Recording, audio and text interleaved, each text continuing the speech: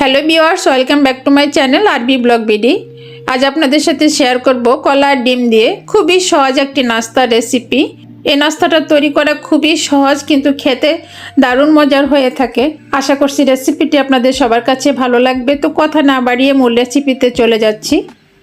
নাস্তাটি তৈরি করার জন্য আমি এখানে মিক্সিং বলে নিয়েছি একটা পাকা কলা আর রুম টেম্পারেচারে থাকা একটা ডিম আর কলা এখন একসাথে মিক্স করে নিব।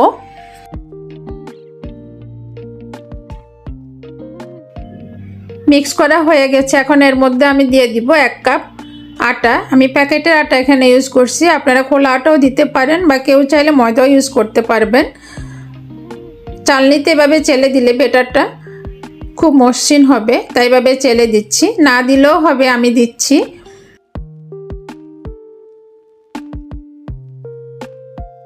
এরপর দিয়ে দিব 1/4 কাপ চিনি। চিনিটা আপনারা টেস্ট অনুযায়ী দিবেন, যে যেমন খেতে পছন্দ করেন।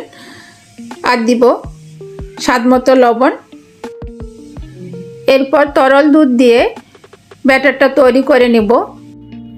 দুধ অল্প অল্প করে দিয়ে মিক্স করতে হবে, তাহলে ব্যাটারের কনসিস্টেন্সিটা বোঝা যাবে, একবারে দেওয়া যাবে না। আমি এখানে 1 কাপ নিয়েছি।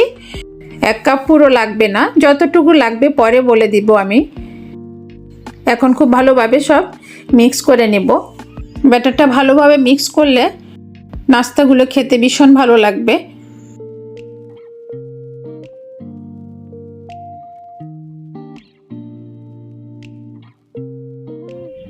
এখানে আমার তরল দুধ লেগেছে 1/2 কাপ থেকে একটু বেশি। আপনাদের হয়তো কম বেশি লাগতে পারে। অল্প করে মিশাবেন, তাহলে কিন্তু ব্যাটারের কনসিস্টেন্সিটা বুঝতে পারবেন। ব্যাটারটাও খুব সুন্দরভাবে হবে।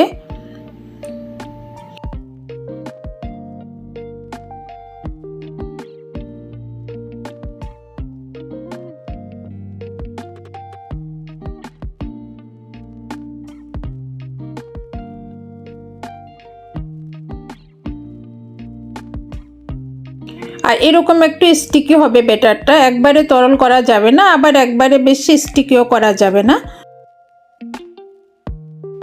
নাস্তা তৈরি করার জন্য ব্যাটার রেডি। এটা রেস্টে রাখার কোনো দরকার নেই, এটা সাথে সাথেই তৈরি করা যাবে। এখানে আমি প্যানের মধ্যে তেল দিয়ে আগে থেকেই মিডিয়াম হিট করে রেখেছি। তেলের পরিমাণটা কম লাগবে, বেশি লাগবে না। এটা অল্প পরিমাণে তেলে ভাজলে খুবই সুন্দর হবে। এখন মেজারমেন্ট কাপের 1 টেবিল চামচ যে চামচটা আছে তা দিয়ে আমি নাস্তাগুলো ভেজে নিব। একই সমান হবে, দেখতে খুবই ভালো লাগবে, ছোট বড় হবে না, সবটি একই সমান হবে। চাইলে নাস্তাটা বড় করে তৈরি করতে পারবেন, তবে এভাবে ছোট ছোট করে তৈরি করলে দেখতে খুবই সুন্দর দেখায়, আর এটা ছোটই ভালো লাগে দেখতে। সবগুলো নাস্তা একবারে ফুলে ছোট ছোট বলের মতো হয়ে যাবে, দেখতে যেমন সুন্দর, খেতে দুর্দান্ত মজা হয়ে থাকে। আর অবশ্যই চুলার ফ্লেমটা মিডিয়ামে রাখতে হবে। এখন এপিট ওপিট উল্টিয়ে ভেজে নিব।